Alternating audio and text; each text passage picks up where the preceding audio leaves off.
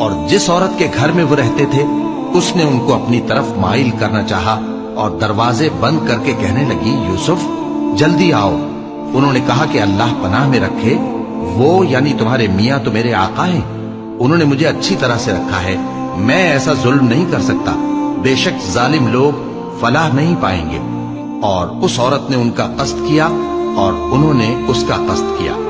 اگر وہ اپنے پروردگار کی نشانی نہ دیکھتے تو جو ہوتا سو ہوتا۔ یوں اس لیے کیا گیا کہ ہم ان سے برائی اور بے حیائی کو روک دیں، بے شک وہ ہمارے چنے ہوئے بندوں میں سے تھے۔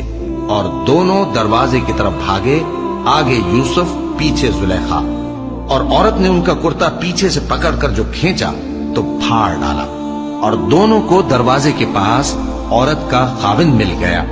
تو عورت بولی کہ جو شخص تمہاری بیوی کے ساتھ برا ارادہ کرے اس کی اس کے سوا کیا سزا ہے کہ یا تو قید کیا جائے یا اسے دکھ کا عذاب دیا جائے۔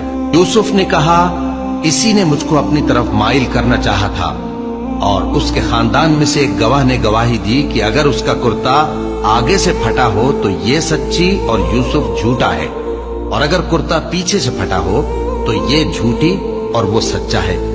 سو جب اس کا کرتا دیکھا تو پیچھے سے پھٹا تھا، تب اس نے زلیخا سے کہا کہ یہ تمہارا ہی فریب ہے، اور کچھ شک نہیں کہ تم عورتوں کے فریب بڑے بھاری ہوتے ہیں۔ یوسف اس بات کا خیال نہ کر، اور زلیخا تو اپنے گناہ کی بخشش مانگ، بے شک خطا تیری ہی ہے۔